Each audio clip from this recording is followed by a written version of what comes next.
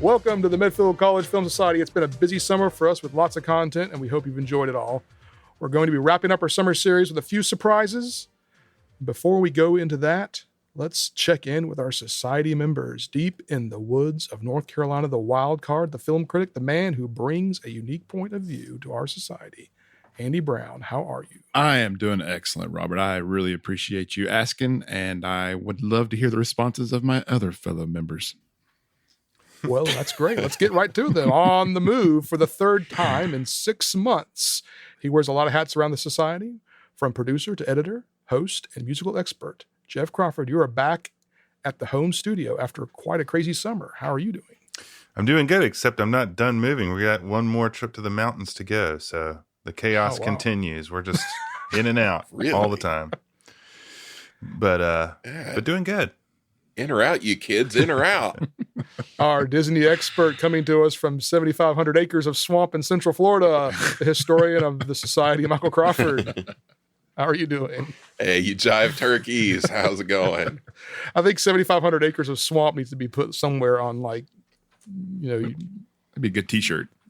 Yeah, T-shirt. Just I'll go out and tag the "Welcome to Walt Disney World" signs. Get a can of spray paint. 7,500 acres of swamp. I'm Robert McSwain, the founder, and it's an honor to welcome our guest today. When I came up with the idea for this podcast, I envisioned us getting to the point where we could interview people associated with movies and talk about it with the actual actors.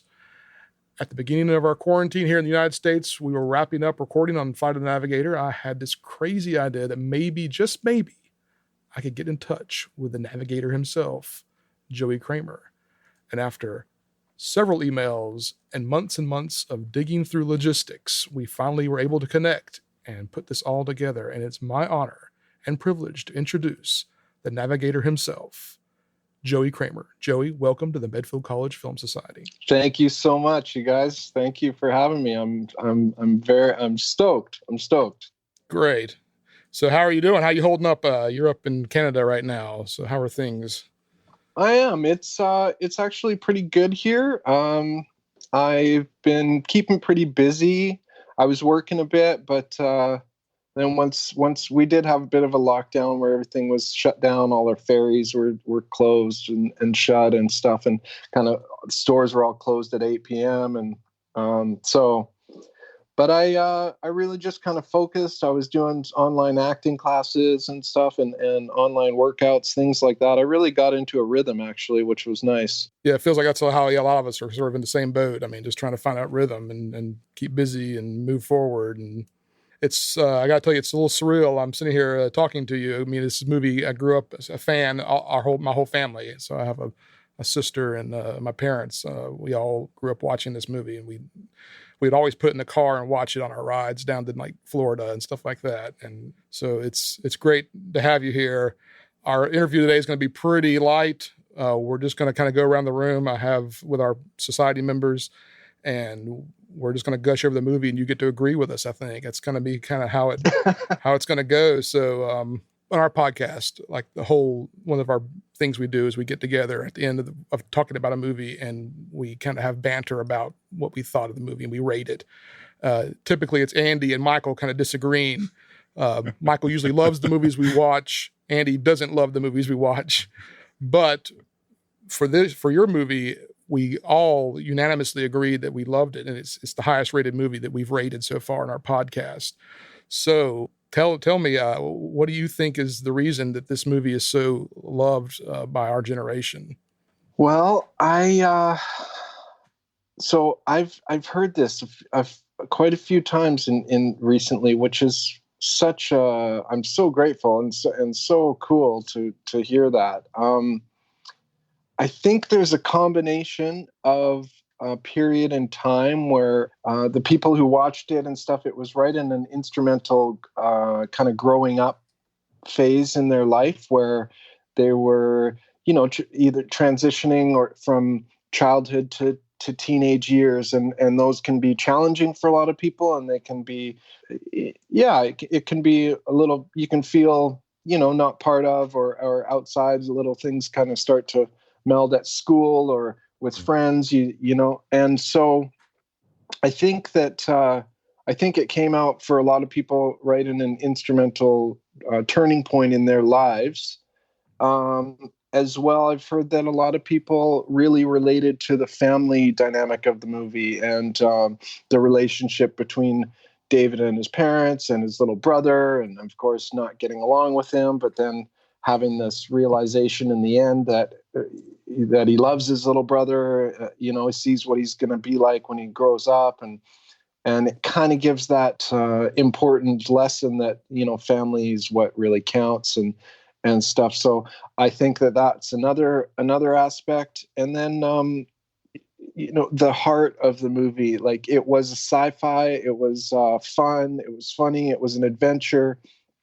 Though underneath all of that, it was about that journey home, right? It was that feeling lost, feeling separated from your family, and even as a 12-year-old boy or something, you're starting to be like, oh, I don't want to hang with the family, but then you realize, hey, that's what's important. So going on this adventure and then making it back home, I think is what there was a lot of heart in the movie. And then, I mean, the special effects, the puppetry, Pee Wee Herman ending up doing the voice was just amazing.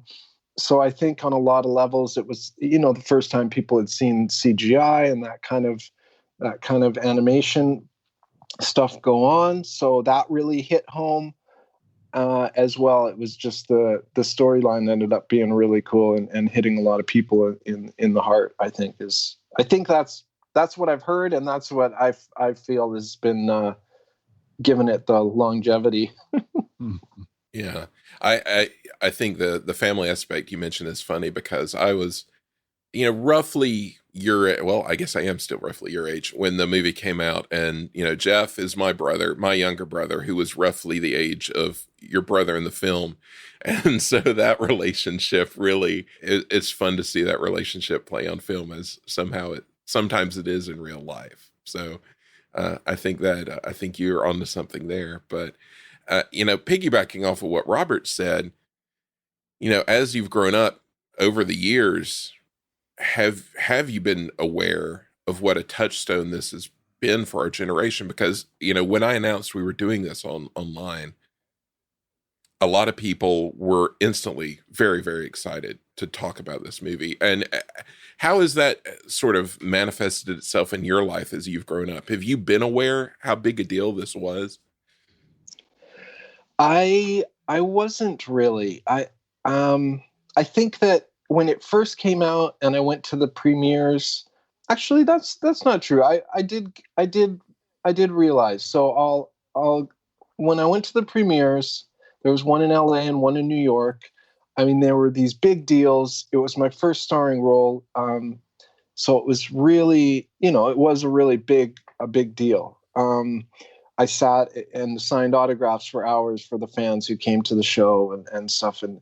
And it was wonderful. And then I guess over the next few years, I received tons of fan mail, bags and bags. And it was, so I did realize, wow, this movie's affected a lot of people. And one thing that was cool is my mom and I, we formulated kind of a generic letter, but I always I answered every single one of those letters and with a picture and signed picture and a little note, and regardless of the kind of generic letter, I would always write something that was significant to the person who wrote me, something that I could relate to or that stood out and stuff like that. So I really appreciated the fans then, and now that I've been through my life and kind of gotten away from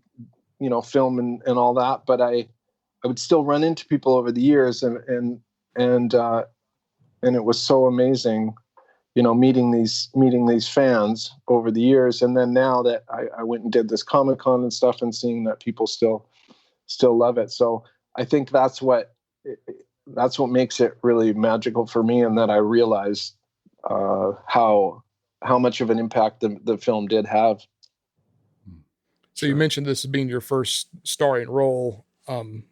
how did you land this part? Like how many callbacks and what was the process like? So I remember, I mostly remember the callback screen test where we flew down to LA and I met with Randall Kleiser and we did an audition there. I'd obviously auditioned before that in Vancouver. That's where I was living at the time. But that trip down there was really the one that I remember. And I remember meeting Randall and I think we clicked right away. We did the scene where David's under the water in the spaceship, and he's like, "What? I didn't say take us under the ocean. I just said take us somewhere they couldn't find us." And it's like, "Will this thing leak?" And he's like, "I do not leak. You leak. Remember, Navigator." So, yeah. So, and then from there, we just we clicked, and then I got the part. So it wasn't. As far as I remember, there wasn't like a lot of callbacks, but there could have been a few for sure. And then I found out years later that they actually auditioned hundreds of kids for the role, wow. Which was really amazing. And so, and it was, I think it was neat not to know that at the time, but to find out later. So that was really cool. Well, I was looking at, I think, either Wikipedia or IMDb, and it showed that your birthday is August 23rd. So you've got a birthday coming up. And my birthday is August 22nd. So from one birthday boy to another, an early happy birthday to you. Oh, thanks, Andy. Thanks, yeah. man. But I wanted to ask you, I mean, you did such an excellent job of portraying the emotional toll an experience like this would have on a kid, on a 12-year-old. What was your approach of kind of getting in touch with those emotions? And, did it have any effect on you on any sort of like subconscious level? Like, did it seep into your dreams or anything like that? I think I was really fortunate to work with wonderful directors. I'll get to Navigator here, but even in Runaway, when I worked with Michael Crichton, he was an amazing, kind, thoughtful man so in those scenes where I was like either super scared, right, being kidnapped by Gene Simmons, by the bad guy and stuff, or the scenes where me and Tom Selleck were having the kind of family moments in the bedroom and stuff.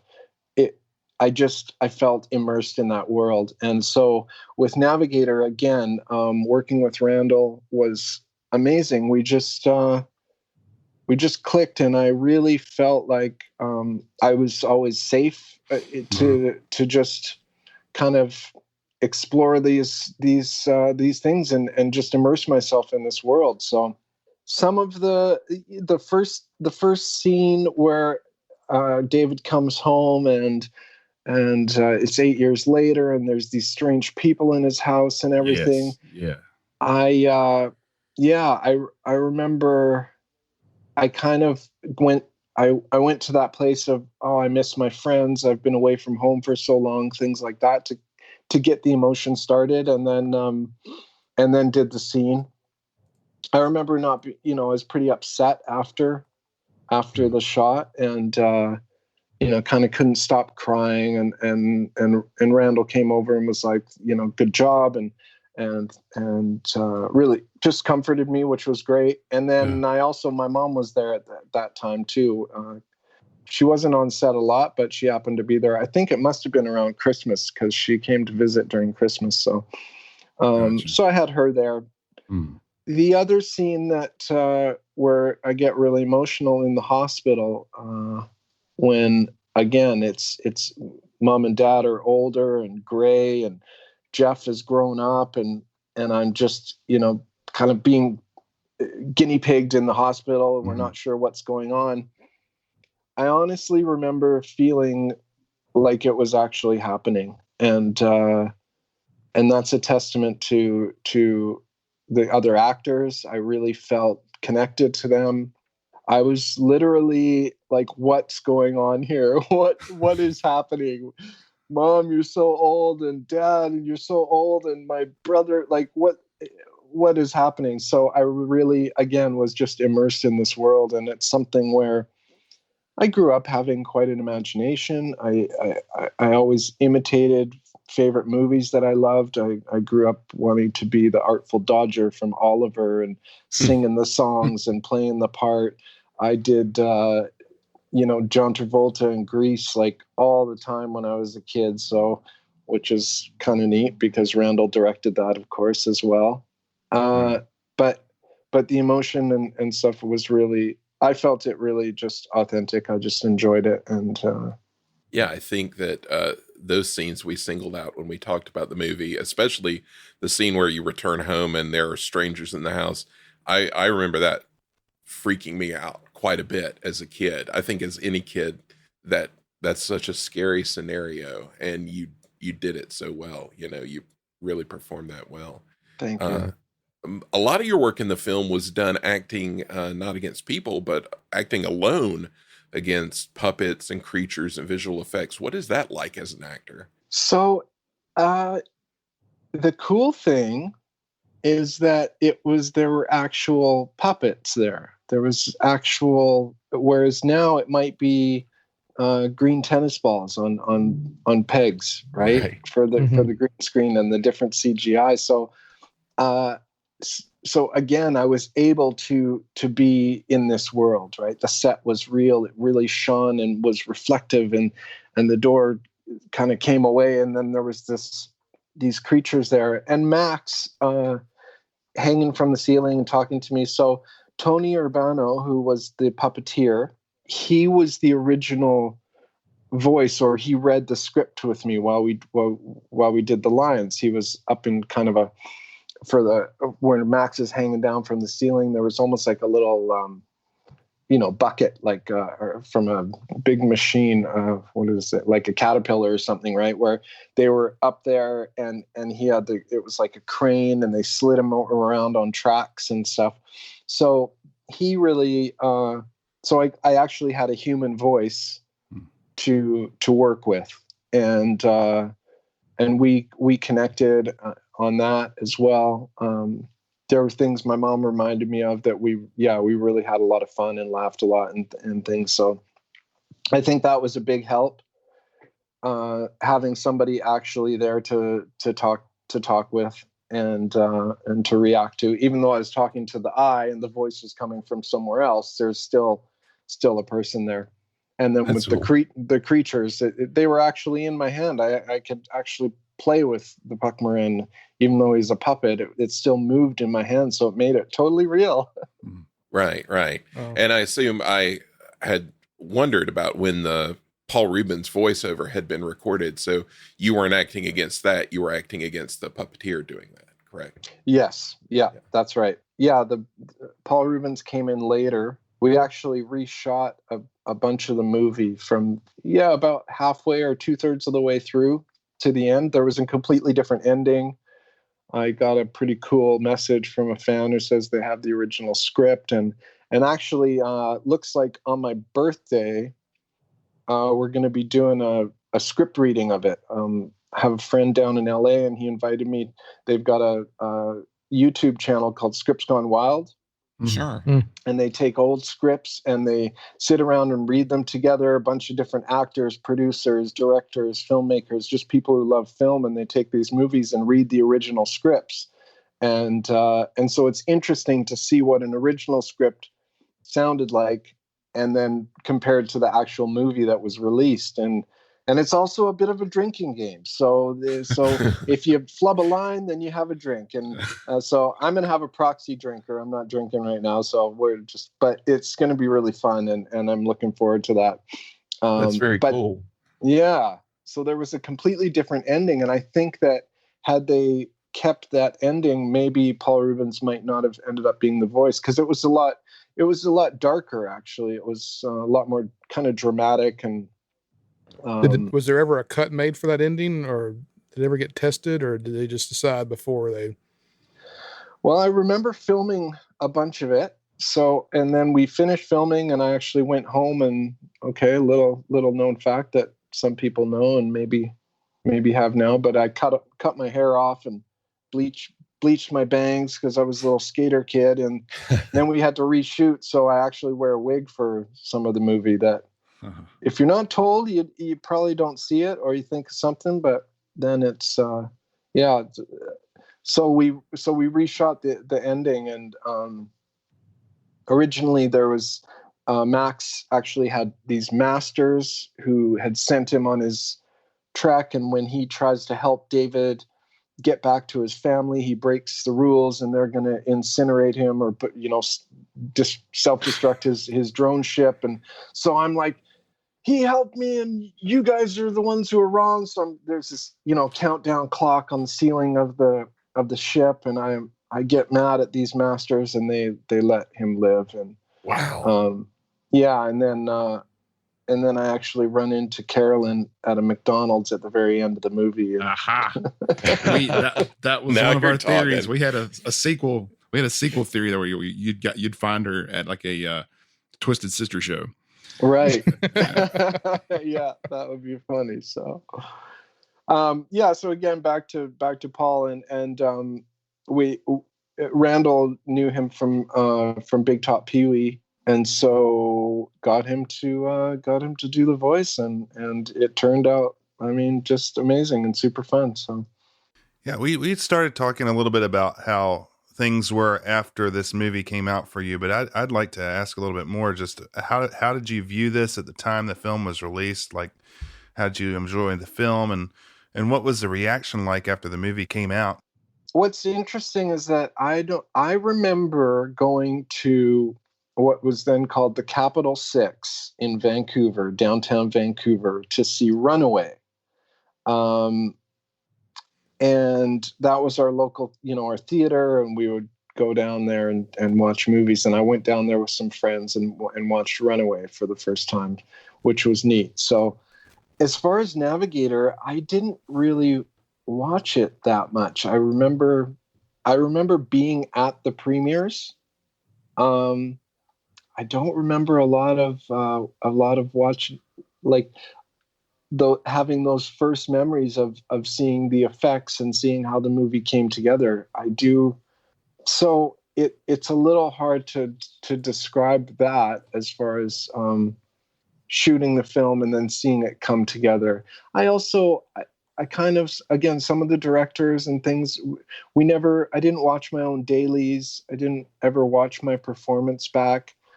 Because as far as they were concerned, it really, that can build a strange, insecurity or self-image, things like that. And you start to worry, oh, am I doing it right? Oh, am I doing it wrong? So I really appreciate the directors I worked with for instilling that kind of that habit in me. And even today, if I were to, when I start acting again, woohoo, I don't think I'd watch it. Once I do it and do my job, and if they're happy, then I'm happy, right? It's because we all always have a different image, or we're our own worst critics, is I guess what I should say. Absolutely. I think I got a little off topic there, but no worries. Well, Joey, one of the scenes in the film that we all loved, we kind of talked about, was there's the scene where you first get to NASA and they show you your bedroom and they show you all these toys that are on the bed, and like there's like a Transformers thing and a G.I. Joe thing, and those were just the big items at the time. And on our podcast, we all said how much we were jealous in a way that this kid got all these new toys and things. You, and not as your character David, but you as Joey, was that exciting for you as well to see those kinds of things? It was, of course. I lucked out, and because I was 3 months in Florida filming, and so I had acquired a lot of toys. We'd go shopping. I think I had almost the full set of Transformers. I loved Transformers back then, and and there was the one, I can't remember if it was actually on the set, but I remember having this toy later, and it was like a robotic tank, and it had a claw on the end. Yeah. Oh yeah. And Yeah, and you could control the claw and pick stuff up and motor it around your room. So there were definitely some similar toys from what they put on the set. I don't remember specifically, being gifted or having any of those toys. I mean, I think oftentimes the props will buy stuff, keep the receipts, return what they can, things like that, and then sell off later. But it was the hat was what really I loved. Right, the NASA hat. Yeah. I wish I had kept one of those, because that was one of my questions. Yeah, did you get to keep any of the props from the film? Unfortunately, I didn't. It's something where I look back and I probably could have had I had more just asked more thought about it, or asked. I remember Randall, he wanted to give me a puck marin. There was a cool model, like a foam model that he had in his office hanging off of a post, and it was neat because it was kind of wire all inside, so you could adjust all the fingers and you could make it move. It was like a little action figure, right. But it disappeared somehow or got lost in the mix, and so that was one thing. We shot 3 months in Florida and then a month in Norway, which some people know as well and some don't. The Norwegian government, I guess, wanted to start film industry in Norway, and so put a bunch of money into the movie to kind of promote film industry in Norway. So we shot a month in Norway, which ended up being all the interior of the spaceship. So they shipped the whole interior set, all the puppetry and puppets for all the creatures. So as far as I know, I would have loved to have had that little setup somewhere, kept alive. Although you never know if it would still be intact these days, because a lot of it's that old foam and things, and it probably would have deteriorated over the years. But I never really kept a lot. Randall has a couple of spaceships, which is really cool. You'll see in the documentary and stuff. He's got a couple, and that's cool. Cool. You mentioned Randall Kleiser a lot. Take us back to 1985, 86, and tell us what a typical shooting day was like with him on set. Well, so I would wake up, and the caterers were wonderful. I would have these, when I was a kid, I used to love bacon and jam sandwiches, or bacon, jam, and peanut butter. And so they would always have these 2 sandwiches ready for me. And then depending on the day, whether we were outside doing the Frisbee competition or whatnot, I remember it just being an incredible adventure. And Randall was just incredible, super, very calm, very kind, very encouraging, just a great person overall, and then a great director.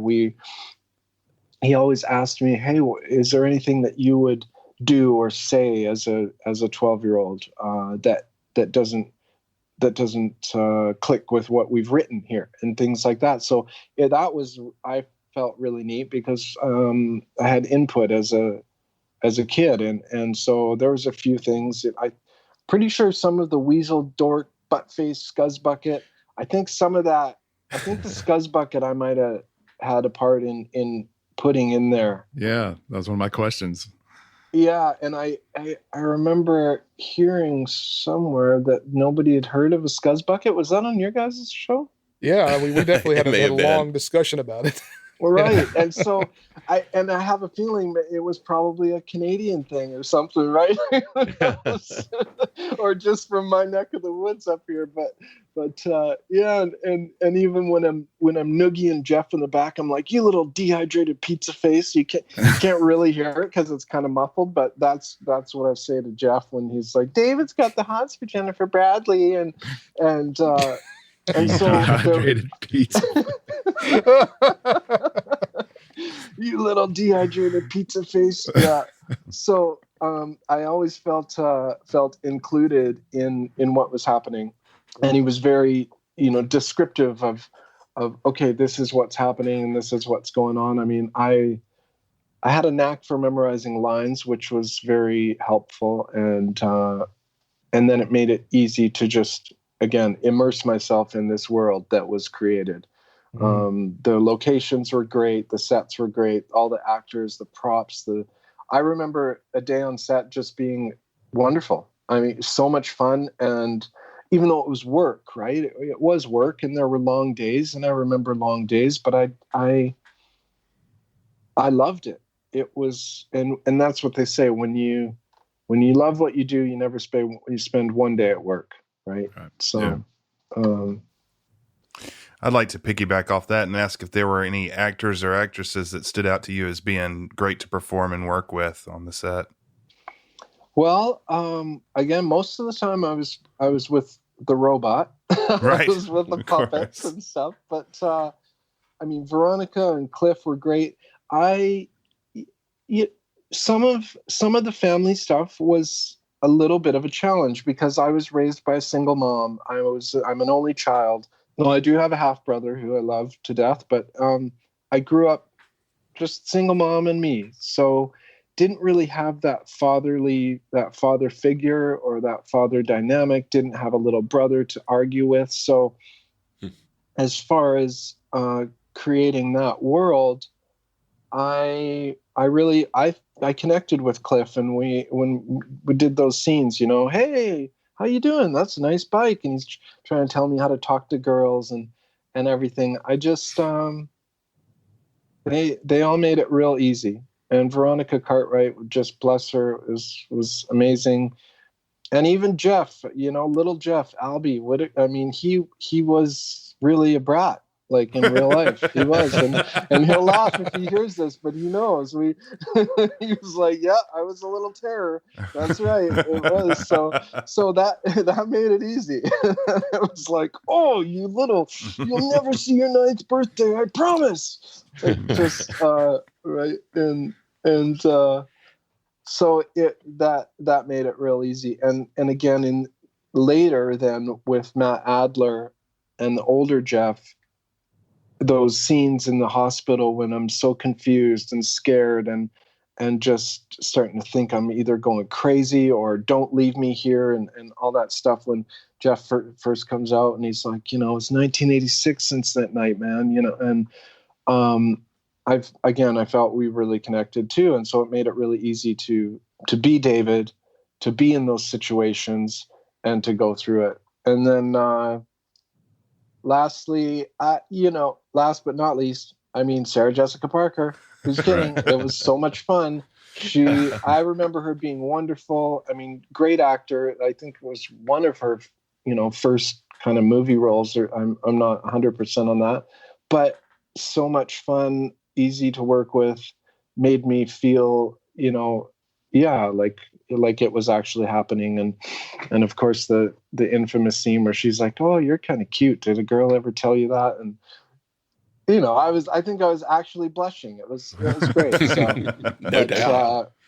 But I remember there was a real challenge getting the purple to light up in her hair. They tried actually dyeing her hair or spraying some of it. Then they tried pinching a piece in there and lighting it up, and that was real challenge. Oh. But those scenes with her was really cool because she was older than me, but it was very easy to work with. She was incredible, and again made it easy to immerse myself in this world.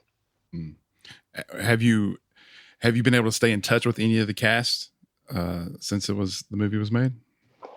Well, I moved to LA back in the 90s and connected with Randall and got to work on a wonderful film that he did called It's My Party, and then reconnected with Matt Adler through that just briefly. So that was then. I think Veronica had written a letter, which my mom still has, just shortly after the film and things like that. Now, so I didn't really keep in touch per se over the years. I also, as we all know, I had pretty up and down life and crazy, and wasn't really even connected to a lot of my own real family for years and things like that. So, but what a gift last year for Randall again to organize this Freeman family reunion, and because we're filming this documentary, Life After the Navigator, and so we all got together, and Cliff DeYoung was there, and Veronica and Albie Whitaker came up, and Ray Forshun, who played the detective, he came, and Dimitri Villard, producer, Jonathan Sanger, Randall was there. It was, and Tony Urbano, who did Max, and also Tim Blaney, who was the Puck Marin. They came to this reunion, and so that was really, really amazing, and especially on a more personal note, it was really incredible because of just the welcome that I had, and the kind of love and support, because it was a little bit scary for me on a personal level. I've been through a lot of stuff, and I've been to some really dark places. And so I wanted to reach out actually many times to people, and was always kind of scared too, because I've had this shame and guilt about the life I was living and things I had been through and stuff. So to see all these people after so long and still, and be able to relate and feel this encouragement and for what I'm doing now and the life that I'm living now and who I am now as a person was really special, and made it really wonderful. So I think awesome. That's great. Yeah. So I have an urban legend I want to clear up. Okay. I heard tell that when the monster alien grabs your hat in the ship and eats it, the Foley sound of the burp was recorded by you. So is this accurate? Yes. Wow. That was me. That was me for sure. Yeah. Because of course, when you're a kid, you make yourself burp, right? You get and I was pretty good at it.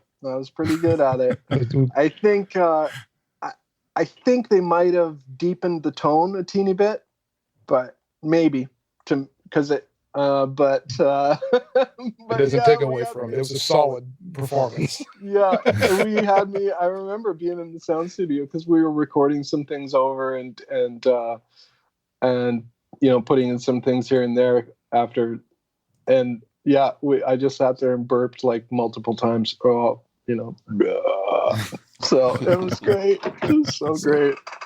Often on the podcast, I'll often refer back to 12-year-old Robert, or moments in my life, and that was on par with me as a 12-year-old. I was always trying to get the loudest burp out. Yeah. So that's great that you've been immortalized now secretly. That's right. Oh, and actually, while we're on the voiceover thing, something cool is we were doing the scene where Max and David are cruising up behind the geeks in the red Mustang. And I can't remember what line we were getting ready to do, but there was kind of a big long pause where we're flying behind the spaceship. And at that time, what they would do is they'd have the scene playing in front of you, and you'd have your headphones on, and so you could actually watch what was happening. And then you get the three little dots to when your line is supposed to start or whatever. But I was like, hey, isn't that Twisted Sister stuff Carolyn was talking about? Because the music's playing. And I said, wouldn't that be cool if David said that? Because there's a bit of a gap. And Randall's like, yeah, great. Let's do it. So I made up that line. I wonder if that's that Twisted Sister stuff Carolyn was talking about. And we threw that in there. So that's funny you mentioned. We had talked about, I know for me, that was the first time I had heard who Twisted Sister was, and so that's her introduction of the band to you was also the introduction of the band to me, and so I always kind of had a connection with that. But something else that I was thinking about was the scene where I think you're going to go meet your brother, going through the woods, and it's kind of eerie and ominous, and there's a line that says, "Get back, Jack! I've got a gun." And I wondered who was Jack. It wasn't that's really clear who Jack was. Do you remember? Well, it was kind of like, it's just an expression. Oh, okay. It would just be an expression like, "Hey, Jack, get off my back." Gotcha. Or something, right? Right. Kind of like your average Joe or right? Just your average Joe. It was just that kind of thing. "Oh, get back, Jack, I got a gun." Like, it's just so. That's such a fun, like, little kid thing to say. Like, yeah, like, "Back off, man, I've got a gun," you know? Yeah. You're freaked out in the woods. Totally. Well, you mentioned this before, that this was a film that was shot at multiple locations around the world. And I just wondered, especially going to Norway, what is it like to be on the road like that as a young actor? Well, so that was after already shooting for 3 months, and we went there. Again, it was my first starring role, so my first big role away from home for a long time. And up until then, I'd done commercials or extra work, or the small part in Runaway, and a little bit in Clan of the Cave Bear, and then I Man and Murder, She Wrote. So all of those were, principal but smaller roles where I was maybe only away from home for a month or so. So it was a challenge. I remember, again, I mentioned how I missed my friends and used that for the emotional, catalyst. And when we went to Norway, I was really, it was getting pretty trying on me. I remember missing my friends a lot. And so what was really neat was Disney actually flew one of my best friends at the time and his dad over to stay with us for, I think, 2 or 3 weeks. Wow. And we got to hang out and do kid stuff and run around the hotel and run amok and that really helped. Just burping everywhere. Yeah, just burping everywhere. Totally. Yeah. But yeah, and we even went skiing. They wouldn't let us go downhill skiing because they didn't want me to break any legs. But we went cross country skiing, and sure enough, at the end of the ski, course or track, because it was cross country, so it was like big long trails. We're racing up this hill, and my friend Jason trips me, and I fall down and smack my eye and get like a black eye, right? So oh no! We were like, had to make up the, cover up this. It wasn't super swollen or super big, but still, we got in a bit of trouble for that, for sure. But yeah, being away from home for a long time can be challenging, and I imagine that's probably one of the challenges for a lot of child actors is being away and missing those points. I know I look back and I realize I was basically on set from 8 or 9, 9 to almost 14, often on set, in and out of school. And of course, every time you go back to school, then things kind of change. My oldest friends, things didn't change, but as far as kind of the perspective of me as a kid and stuff, started to change, and it was difficult. I didn't fit in as much anymore and things like that. So sure. Well, things change so quickly at that age anyway. Time passes so much more quickly. I think it would really have an influence. Yeah, and those are pretty fundamental years for growing into a young adult, learning who you are as a teenager, how you fit in places, how you fit in with your peers, things like that. So being on set with a bunch of adults and even though, again, wonderful environments, and I was working and having fun and enjoying it, it made things challenging later. Sure. I was curious. I mean, this movie came out at the beginning of a big Disney renaissance, and this was kind of one of the tentpoles early on of kind of a signal that they were changing as a company. Did you have any kind of connection to Disney before this? And, did you feel kind of a part of something bigger when it, in the 90s, it became just this huge company that looked a lot different than probably the one you were involved in the 80s? Yeah, I hadn't really been very connected except through Navigator. Now, I-Man was Disney as well. It was like a Disney after school special. I remember we did some promo stuff from Disneyland and things, and then it was satellite interviews. But I don't remember being directly, like meeting the execs or anything, or having these Disney talks or chats as an actor. I do remember something after Navigator. There was an opportunity to, Disney wanted to sign a big contract with me and have me move down to the States and be a Disney kid, I guess, type of thing. And we ended up passing on that. It was kind of a mutual choice. I was really, after Navigator, again, like I mentioned, I was out of school a long time. I kind of thought, well, I should probably just finish high school and then I can get back into acting. I just kind of wanted to be a normal kid again.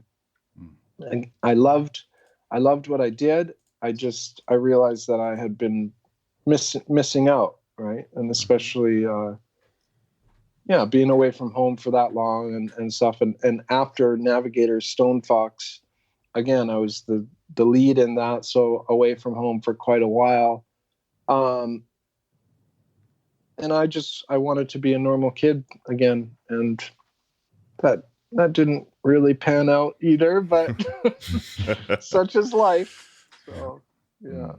Well, I want to speculate for a moment here and say, let's say that Flight of the Navigator was made today. Who would you like to see cast for some of these major roles? I mean, just for fun. Just for fun, huh? Yeah. Let's say, help me with the name, the scientist. Yeah, Dr. Johnny Oh, no. Yeah. Dr. Johnny Fever. Yeah, Johnny. That was the first one. Dr. Faraday. Who would be a great Dr. Faraday? Well, I don't know. The first one that comes to mind is like Mark Ruffalo, I think. Because he's funny, but he can play that kind of doctor role. Maybe it's just because I see him as Bruce Banner. But if you went darker, I could see like a Gary Oldman kind of playing that role. Oh yeah. I could see that too, for sure. Original, or even Andy. Like a John Hurt. He's got that kind of old, kind of doctor guy thing going on.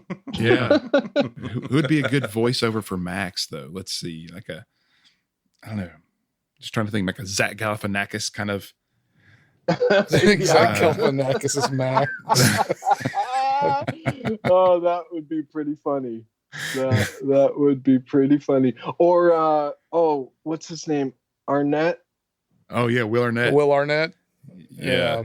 He's pretty amazing. Or of course, Seth MacFarlane, right? Yeah, he would have done some sort of funny voice, right? Absolutely. But yeah, I love Will Arnett too. He does all sorts of I was gonna say, have they ever pitched an idea of like a sequel? With David Freeman as an adult or anything? No like one that? has. I was emailed quite a few years back, maybe 10 or 12 years ago, by Brad Copeland, Arrested Development, who was going to maybe be directing a reboot. None of the reboots ever took off, which is, I think, just indicative of the fact that people love the movie the way it is. And but I still kept in touch with Mark Baker a little bit over the years, Mark H. Baker, who wrote the original script that was then rewritten a little more Disney-like. And we had a thought for a sequel where I mean, I would love to make it happen someday. I think it would be really neat where David's now grown up. He's a father.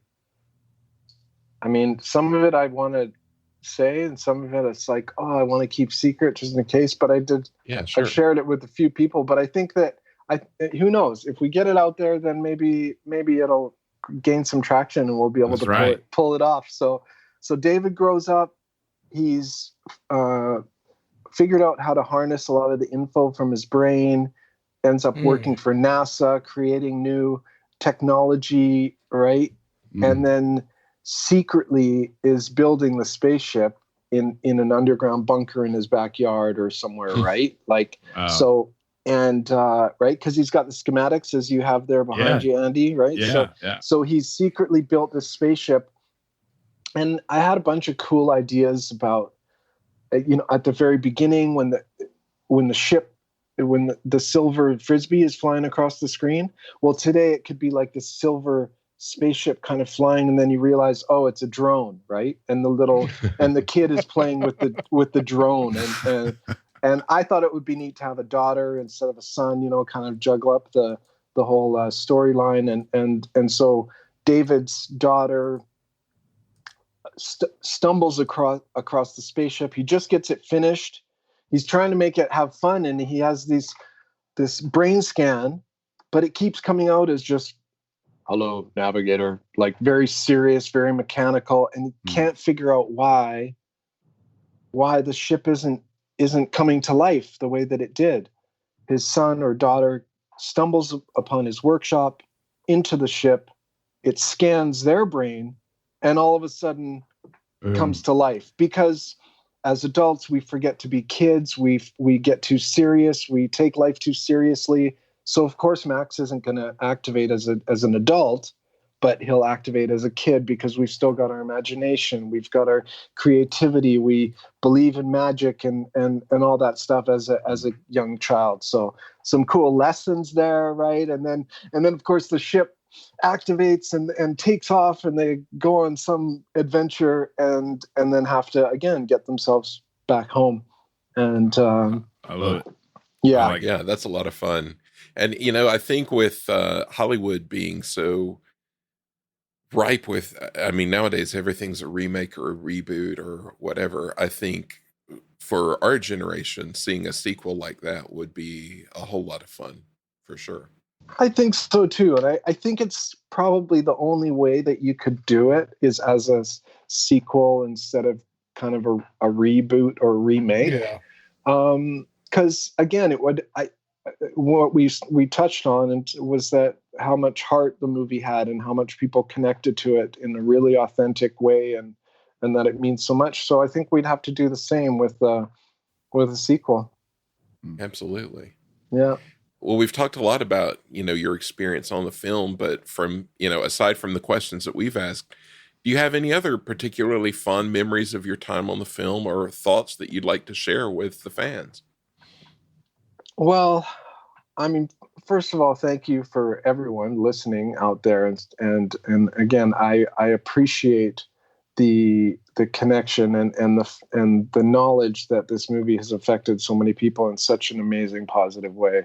I can't say it enough. It's just, I feel so privileged and so grateful to be part of something that's will last forever, really. And there were, getting to fly in the space, like actually go up in that spaceship on the crane was so much fun. When there was a couple of scenes actually where they used mirror special effects. Now, I'm not sure what you'd call it or how but they had a little mini spaceship set up, and they had the cameras set up so that when the ship comes out of the big hangar at NASA, it's actually this little model. And watching that happen and then seeing it later on the film was amazing. Being in Florida for all that time, we got to go on Burt Reynolds Ranch for Alligator City. All right, that location, Alligator City, was the gas station from Cannonball Run that they used in so being on Burt Reynolds Ranch there was amazing. There was tons of animals. One night we stayed in this house called the Tree House. I think they shot some of Sticks in there, and we saw this family of like white stags, walking by in the night, Wow. which was really cool. I got to meet Bert's mom and dad. They drove around their property in a little golf cart and see the hangars of all his cool cars. And he had a little mini version of the Trans Am from Cannonball Run. I really wanted to drive it. I didn't get to, but so those were really fun. They did a lot of actual filming on the Everglades with the big float, the hovercraft boats that they have in the Everglades. And so we got to go out on one of those a few times, which was amazing. And I could really go on and on about my experience on that film. It was magical and so much fun in so many ways. So many good memories. So it's a lot like summer camp, with all the airboating and the Burt Reynolds and who knows what else. swimming in the hotel pool and and shopping for toys and all this stuff. It was great. It was really super fun. So you've mentioned this documentary that's coming out, and it's called Life After the Navigator. What can you tell us about that? So it's a documentary about my life after the Navigator, of course, in a really authentic and I think it's going to be really inspiring in an inspiring way. Lisa Downs and Ash, they approached me actually. So we all know that I spent some time in jail and went through the whole thing and robbed this bank and I had problem with drugs and things like that. So, which is hard to admit, but at the same time, it's part of what makes me the person that I am today. So it's kind of my side of the story of what happened, why I was so desperate or in such a dark place that I felt like I had to, commit this crime. At the same time, it's also a really good opportunity to celebrate the film and talk about why people loved it so much then and still love it after 34 years, last week, I guess, or this week. So it's, and we're getting real close. It looks like we're going to be releasing it this year, early November. Right.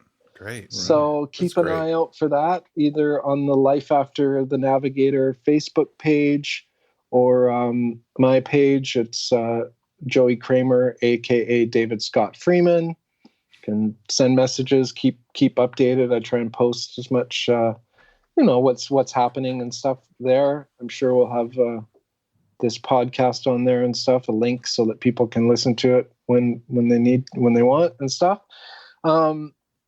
So it's been a journey. I since I was first released from prison in 2017, we connected early 2018 and started filming. And then we filmed quite a few times over the last few years. And so it's going to be a real journey of my progression from going through this traumatic and life-changing and dramatic experience to how my life is today and all of the amazing things that I have learned and accomplished through this dark time and those dark experiences. Because I think that everyone has challenges, has things that they're trying to deal with or cope with, as stress or trauma or just depression, anxiety, all sorts of things that we often keep to ourselves and they can boil up inside. And so I'm hoping that through me being completely honest and open about everything that I've been through, that maybe I can help someone else go through or process some things that they've been through, and show them that it's okay to be vulnerable and put yourself out there, and you can relate to a lot of people with that honesty, I think. So yeah, that's an excellent point. So many people, I think as a society, so many people struggle with these things, and everybody obviously makes mistakes, and just being willing to talk about it. I just think it's very laudable for you to be willing to, talk about the things you've been through, because and show that, things can come out better on the other end, because people do struggle with these things and not everybody talks about it. So I think that's a great thing that you're doing. Thank you. Yeah, to piggyback off of what Michael say, I've watched the teaser many times for the documentary, and I remember I found it when we were researching for the podcast, the original podcast for the movie, and was really touched by it, and felt a connection. Like, I was like, this guy, I really, he's, like Michael says, this is brave. This is, he's talking about things that a lot of people don't want to talk about, and being honest about it. So it touched me deeply. And then, and then it even touched me even more because I'm watching this movie and I'm, seeing these scenes where you're emotional and you're hurt. And like I said, I started, feeling, sad. And it was just the acting in the movie really, just made it even stronger for me. And because I had to, my part of my job with the podcast to kind of lighten it up a little bit is I have to watch these movies, and then I kind of lead us through the plot. So I have to watch them 3 or 4 times, sometimes, the movies before we do an episode. And so it was kind of taking its toll on me a little bit, because every time I kept watching it, I was like, I just loved your performance in it. And then, like I said, in researching your past, and it's tough. But we're glad you're here with us. So thank you. Absolutely. I think it's safe to say that a lot of people are behind you, and definitely wishing you well in this. Thank you. I it's something I have noticed, in seeing posts about Navigator, or there's the Flight of the Navigator Appreciation Society, which is a really cool page. And I'd say that for the most part, it's like 98 or even 99% positive feedback. And then every once in a while, there's someone who's like, oh, wasn't he a bank robber, or wasn't he a drug addict, or isn't he a criminal, or didn't he do this or that?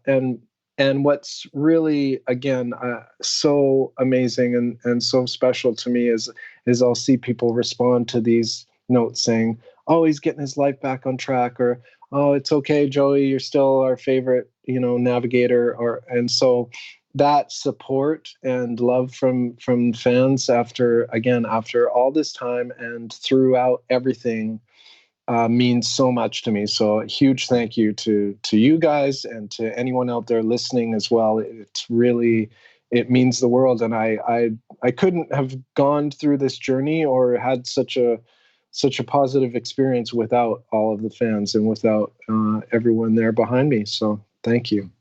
Well, I'd like to thank you one more time for taking your time out of your schedule during this crazy time that we're in, and connecting with us. And like I said, we wish you the best of luck with the documentary. Best of luck with your idea for the sequel. That sounds great. And I'm looking forward to the documentary a lot.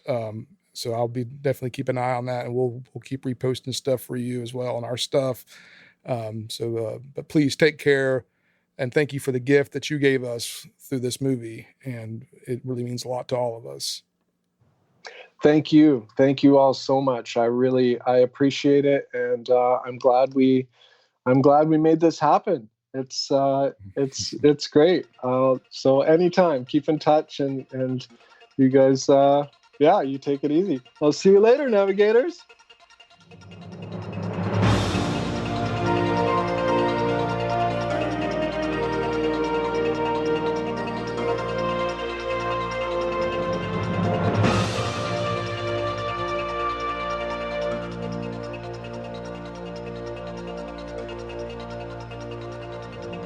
So stay tuned for season 2 launch coming up on September the 6th. We have one more surprise for you before that, though, so be on the lookout for that on Twitter, Instagram, and Facebook at Medfield Film. Keep the questions and suggestions and banter going. We'd love to hear from you, all the fans. And Todd Knaperek, he's at it again. You've heard that name before. He's our talented graphic designer and coincidentally a fan of Flight of the Navigator, too. So, Joe, you and everyone else can find him on bydandgraphics.com. That's Bydand, B-Y-D-A-N-D, graphics.com.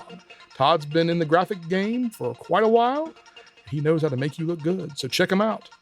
So, from all of us at the Medfield College Film Society, thank you for listening.